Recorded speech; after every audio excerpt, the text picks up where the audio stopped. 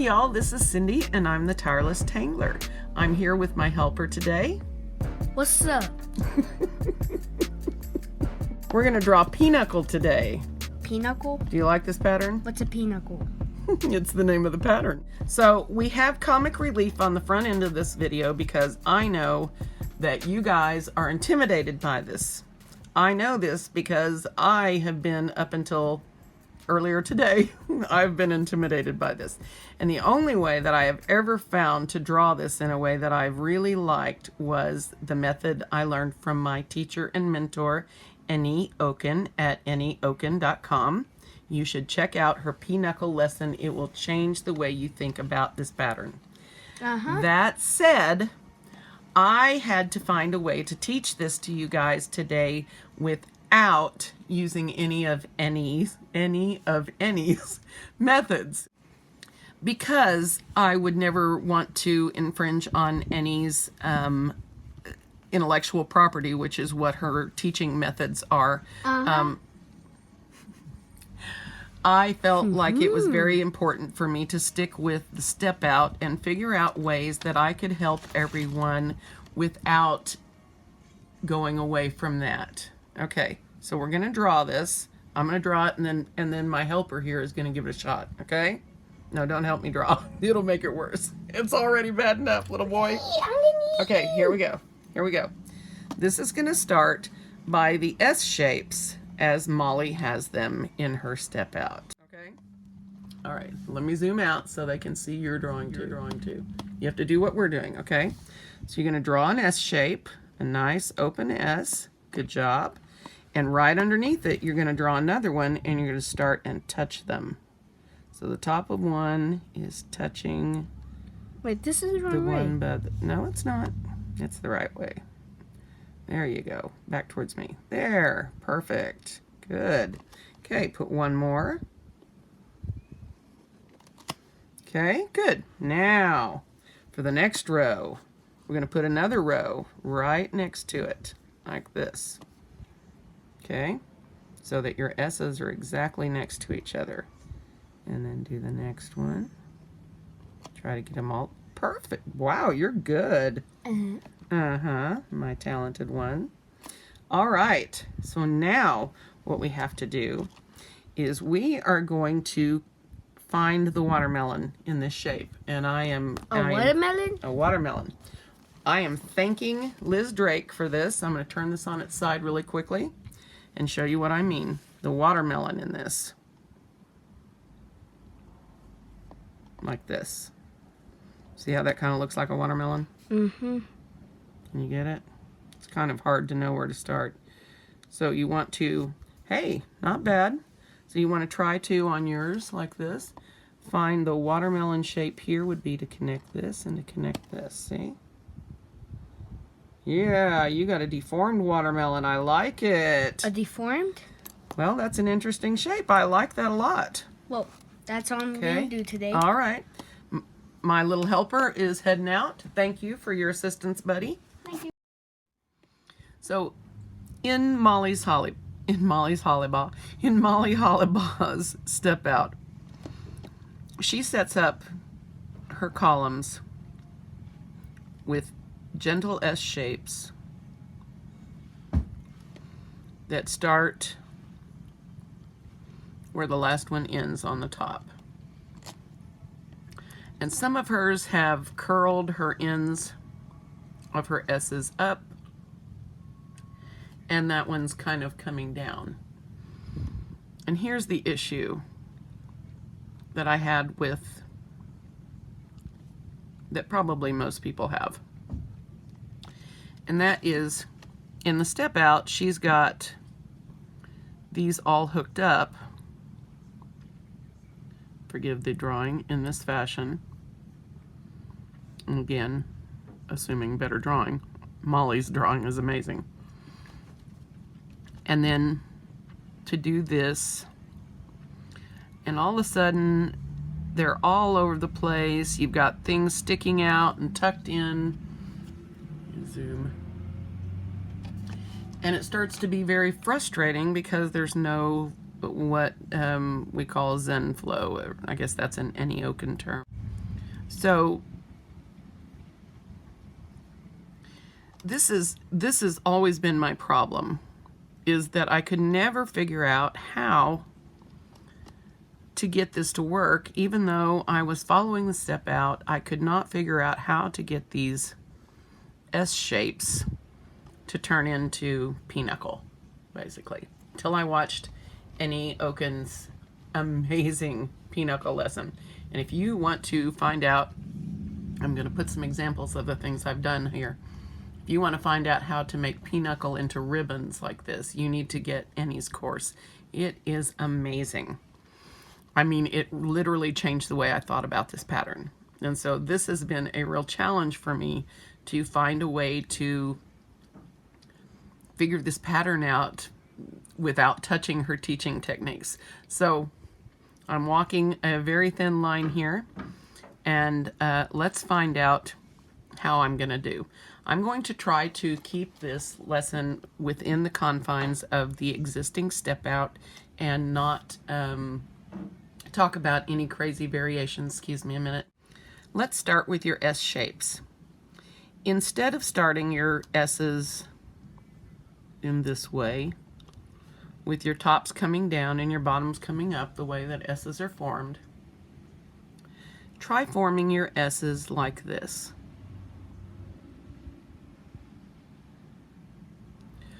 With a shallower shape on top and a shallower shape on bottom. Okay?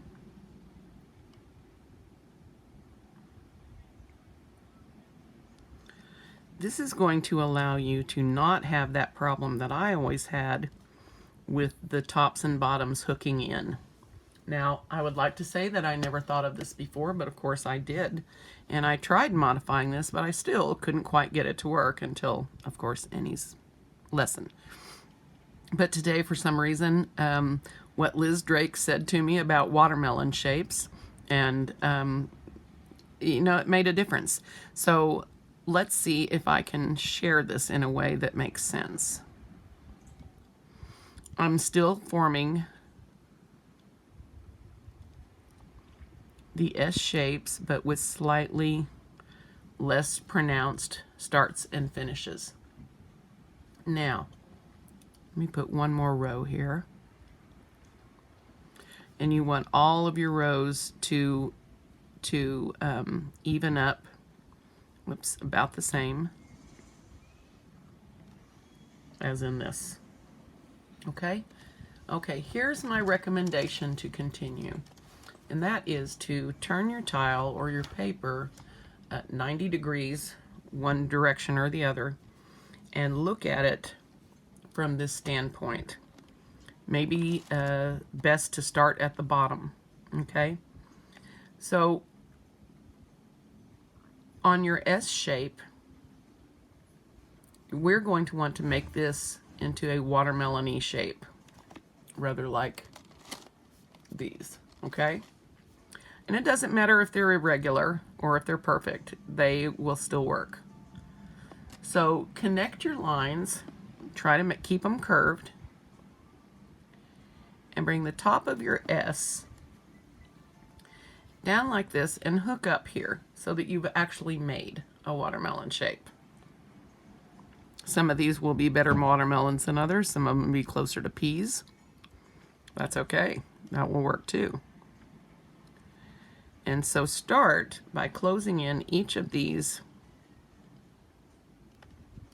watermelon shapes, slanted, going across. Okay? So then coming to this one, once again, just hook them up.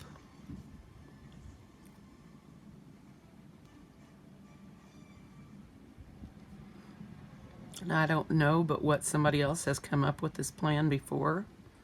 If they did, it was not intentional on my part. And then, of course, these would continue up to be our new watermelon shapes for the next row.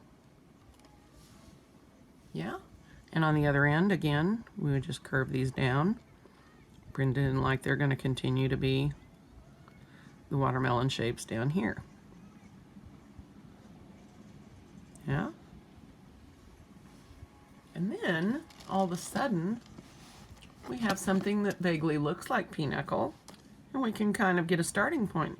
And I really think that most of the problems people have with this pattern come from this first step, from not overdoing your S's and from connecting these watermelon shapes up.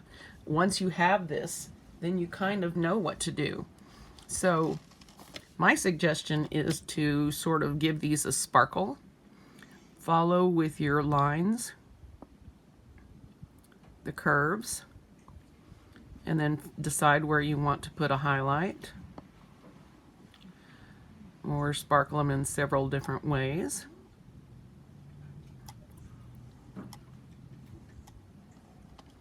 And just finish it off.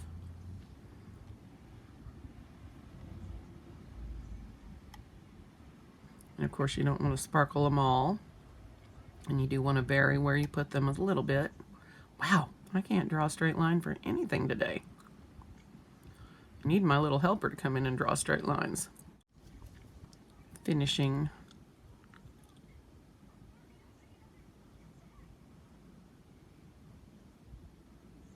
You can put several in there if you want. But really, it's cool, and even if you mess it up like this, it's still going to look cool in the end. So now next, in Molly's version, she has these stripes coming down sort of opposite.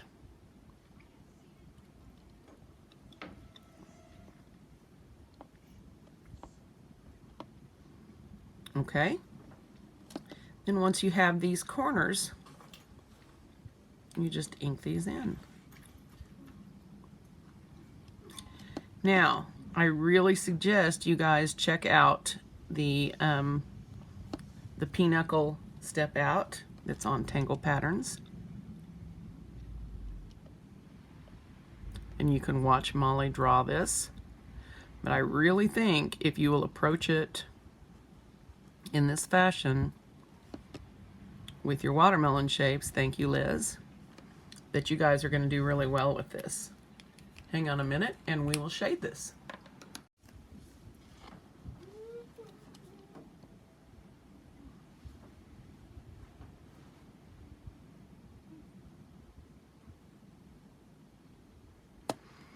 You can vary these by how many you put in there, how thick or thin you make them, however you want to do it. But this is essentially our tangle for today. So for shading, I think for sure you're going to want to shade where your cross hatched lines are going to be, probably on both sides, maybe the middle, depending on how small your space is. And this is going to, of course, drop this middle portion back.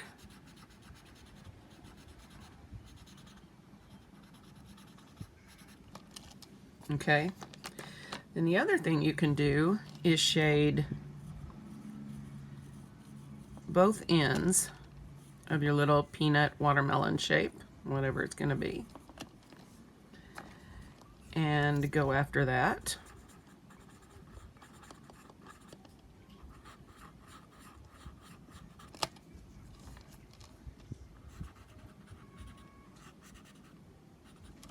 Now, imagine this was neat.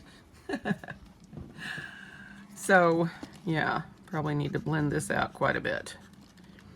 But basically, shade in your crevices. And don't be afraid to get after the shading on this. I think, and again, I'm definitely influenced by Annie Oken, but I think the deeper the shading is in these crevices, the less noticeable any problems are going to be, and the more dynamic this is going to be. And as always, you know, if you get a little too much graphite in places where you don't want, just lift it out. You know, it's not really erasing. It's more like molding your highlights. And Okay, I'm going to stop now. Even I can't say it out loud without laughing. All right, so let's get this in the pattern and see how we do. And I'm actually pretty excited by how easily this went down. Let's do this one right here. All right, so I'm going to go sort of off kilter, and I'm going to put these fairly close together row-wise. So I'm going to start, see if you can see what I'm going to do. Let me zoom before I get all started. So my S shapes without the tops coming down can be tough to do when your hand is so used to doing that. All right, so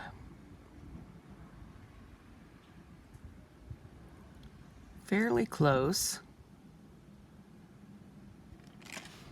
And I'm going to do my first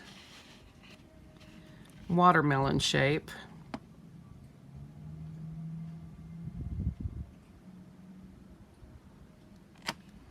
And make sure I'm headed off in the right direction. So I'm going to put my little sparkles up here on the top. And vary that. Ooh, wiggly. But these are so small that really no one's going to notice. Say you don't notice, guys. Say you don't. Here we go. Here's my next one here. Not going to worry sparkling this too much. Okay. Now, let's keep going and not lose track of where I've been. Okay. So I'm going to go ahead and do my next row here, keeping my S shapes as size-wise as similar as possible, consistent.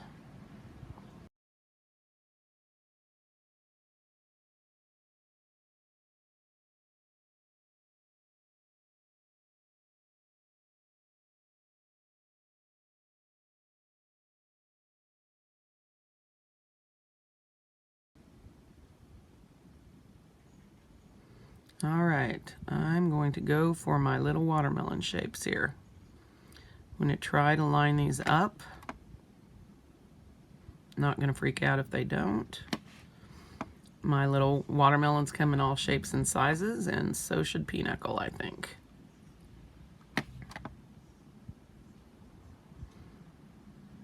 Okay, see how those are going to all just sort of disappear.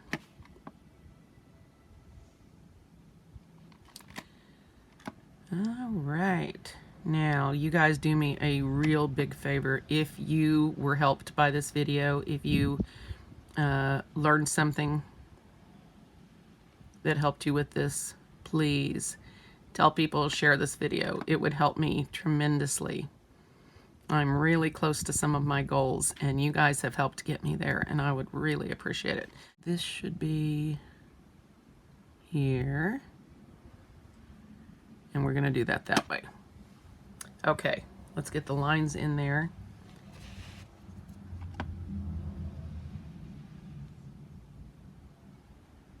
And see how this turns out.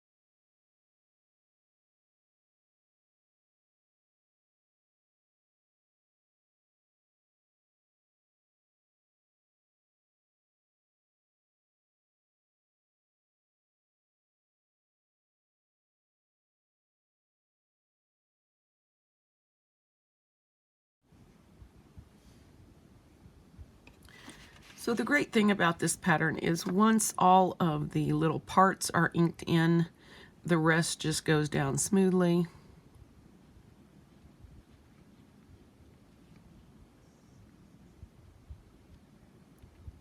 And that is a real pleasure considering how tough this pattern is for people. And not just people, for me. I have made many aborted attempts over the last couple of years to try this one. And Annie's lesson was really my breakthrough for this pattern. So if you guys really want to learn this pattern in a way that will change it for you, go get Annie's lesson, and I promise you will not regret it. It's worth every penny. Quickly, I've shown you how to shade this. In this, it's really cool when you really darken your edges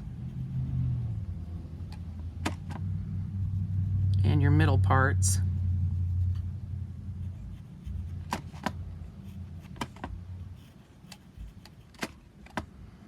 You get a lot of depth, but you know, this pattern does not require a lot of shading. And even though the shading does make a difference, it flies solo on its own because it's so dynamic, I think. All right. So you guys let me hear your giveaway ideas. I am down, but I am thinking at the end of our 100 days, the grand prize is going to be, I'm either going to pay to have your finished product put on canvas, or you can have a print of mine on canvas. And I think that is an awesome prize. That's something I would love to get if I were entering a giveaway. So let me know what you guys think about that in comments below. We will be talking about this more in the next week or so as we come up on the halfway point. And we'll get something in the works. All right. I am liking it. So not much shading necessary. If you want, once you've done your graphite, if you want to take your jelly roll or your white charcoal in here and sort of lighten up some of it, you can do that. But it is, with this pattern, it's really not necessary. And it pretty much does its own thing. Wow, I love the way this turned out. I never thought I would say that about Pinochle, but I like it. So you guys enjoy this, and I really want to know if this helped you or not. And if it didn't, that's okay. If it did, please share it with your friends and let them know that there's a new way. I'm going to see you guys tomorrow for day 31. Is it May 1st? I don't know, but I'm going to see you tomorrow. Bye.